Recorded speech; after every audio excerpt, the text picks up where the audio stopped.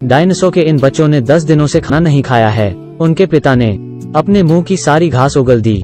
Baby dinosaur खाने के लिए प्रतिस्पर्धा करते हैं। वो नहीं जानते थे कि वो उन्हें दोबारा कब खिलाएगा। केवल स्वस्थ डायनासोर ही पूरा भोजन कर सकते हैं। पैची को लात मारी जाती है। वो छोटा था, भोजन के लिए भाइयों के साथ प्रतिस्पर्धा नहीं कर सका। पैची ने घोंसले से बाहर निकलने की पूरी कोशिश की, उस घास को खाने के लिए जिसे पिताजी ने गिराया था। उसके सामने की नन्ही चिड़िया निश्चित रूप से उसे धमकी नहीं दे सकती। जब वह खुशी से खा रहा था, एक ट्रूडन अचानक दिखाई दिया। पैची को उस समय इस बात का अंदाजा भी नहीं था कि वो खतरे में है। ट्रूडन ने एक ही काटने के साथ पैची को आकाश में उठा लिया। वो इस बार किसी और का खाना बनने वाला था। पैची अपने पिता से मदद के लिए चिल्लाया, लेकिन यह ट्रूडन इतनी तेजी से भागा। अचानक एक 200 टन का डायनासोर दिखाई दिया। उसकी काया को देखते हुए वो पैची का पिता होना चाहिए। ट्रूडन को अपनी जान बचाने के लिए पैची को फेंकना पड़ा। पैची को एक झाड़ी में फेंक दिया गया। इसका कान भी बड़े छेद से काट लिया गया था। उसने केवल कुछ कदम उठाए, फिर उसे भोजन करने वाले 3 डायनासोर मिले। इसकी उपस्थिति ने उनका भोजन बर्बाद कर दिया।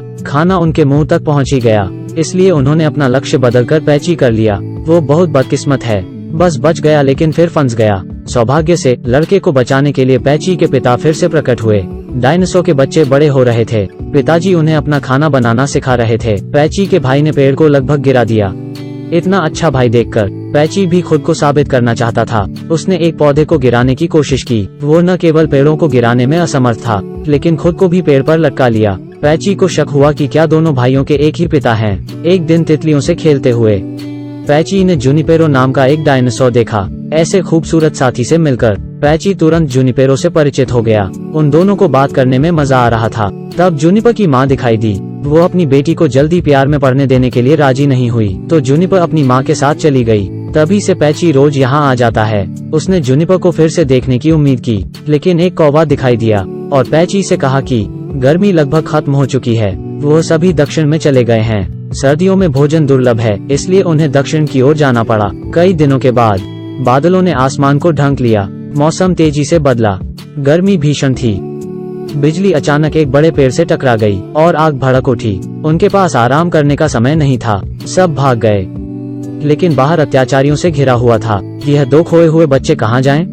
कृपया कोई आए इन 2 खोए हुए बच्चों को बचाएं। टायरानोसोरस उन्हें खाने वाला था। वो अपने पिता के लिए चिल्लाते हुए भाग गए। सौभाग्य से वो छोटे थे, इसलिए वो दरार में छिप सकते थे, लेकिन टायरानोसोरस ने हार नहीं मानी। उसकी दृढ़ निगाहों को देखो।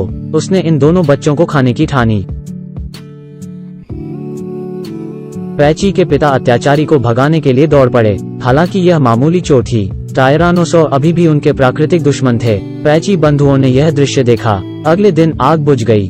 स्कॉलर और पैची अपने पिता को खोजने के लिए दौड़े, लेकिन वो कहीं नहीं मिले। जीवित रहने में सक्षम होने के लिए उन्हें समूह के साथ अपनी यात्रा जारी रखनी थी। इधर पैची फिर से जुनिपर से मिला, वो व्यक्ति जिसे वो पसंद करता था। इस संयोग ने पैची को यात्रा के लिए बहुत उत्साहित किया, लेकिन खतरा फिर आ गया। इस हरे रंग के डायनासोर का वजन लगभग 2 टन था। उसके लिए आसमान में उड़ते हुए डायनासोर का मांस खाना भी हुआ आसान है। वो पैची के साथ डायनासोर के समूह के लिए लक्ष्य बना रहे थे। हरे डायनासोर की एक विशिष्ट शिकार योजना थी। इस स्टेपी पर उसने जो कुछ भी देखा वही उनका भोजन होगा। उसने इन थके हुए शिकार का जमकर पीछा किया और उन्हें डरा दिया। उस समय हरे रंग के डायनासोर ने कमजोर लोगों को झुंड से बाहर निकाल दिया। यह उनकी शिकार योजना थी। स्कॉलर, पैची, जुनिपर भी उनमें से थे। हंगामे के दौरान जुनिपर फिसलकर नदी में गिर गई। जान बचाने के लिए स्कॉलर और पैची नीचे कूद पड़े। बाद में वो एक रेतीले तट पर रेंगते रहे। पैची ने कुछ देखा। कई डायनासोर आ रहे थे। अगर आप बारीकी से देखें तो वो एडमोटोसोरस हैं, एक शाकाहारी।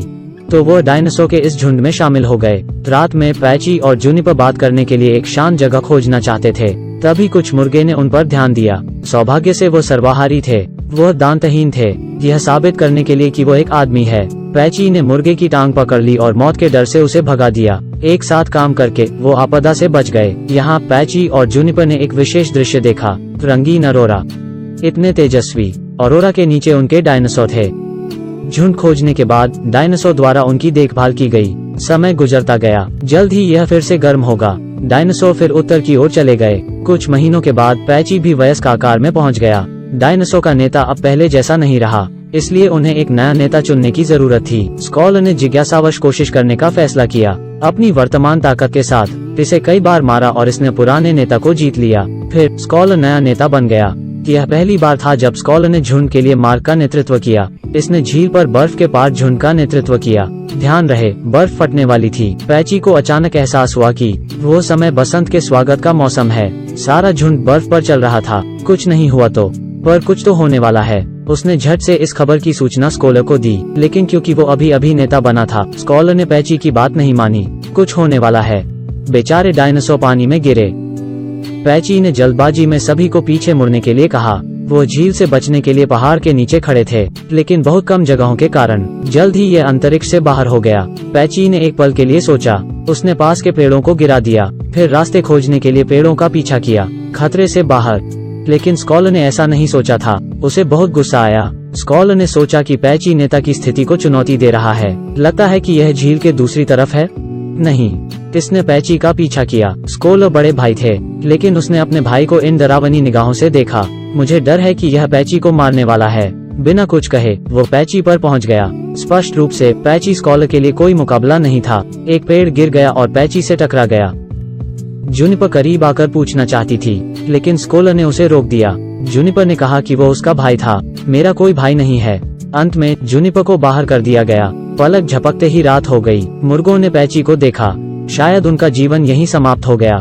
जब उसने अपनी आंखें बंद कर ली, पैची ने पहली बार जूनिपर से मिलने का दृश्य देखा। इसने इसे तुरंत इतना भावुक कर दिया। यह पुराने दिनों की तरह ऊर्जा से भरपूर था। इसने अपने शरीर से लॉग आउट किया। उसी समय स्कॉलर पर एक हरे डायनासोर ने हमला किया, जो स्पष्ट रूप से इसका प्रतिद्वंद्वी नहीं था। लेकिन स्कॉलर ने फिर भी बहादुरी से लड़ाई लड़ी। इसने युद्ध के समय को लंबा करने की कोशिश की, दूसरों को झुंड से बचने के लिए। पैची समय पर पहुंच गया। यह दृश्य वैसा ही था जब पिताजी ने उनकी जान बचाई थी। उस समय पैची कुछ नहीं कर सका। यह भी कहा कि वो ऐसा होते हुए नहीं देखना चाहता था। यह और पूरा झुंड हरे डायनासोर की ओर दौड़ पड़े। इसने एक हरे डायनासोर को तुरंत उड़ा दिया। बाकी झुंड भी हमला करने के लिए दौड़ पड़े। जब वो बच्चा था तो सिर पर एक छेद काट लिया गया था। उसने प्रतिद्वंद्वी की बाह तोड़ना आसान बना दिया। हालांकि हरे रंग के डायनासोर लंबे थे, पैची के सींग कमतर नहीं थे। पैची जीतने के लिए दृढ़ था। इसने हरे डायनासोर को अपने दांतों से भगा दिया। हरे डायनासोर को भागना पड़ा। स्कॉलर ने पैची से ईमानदारी से माफी मांगी और नेता का पद पैची को सौंप दिया। तब से पैची और जूनिपर एक साथ खुशी से रहते हैं।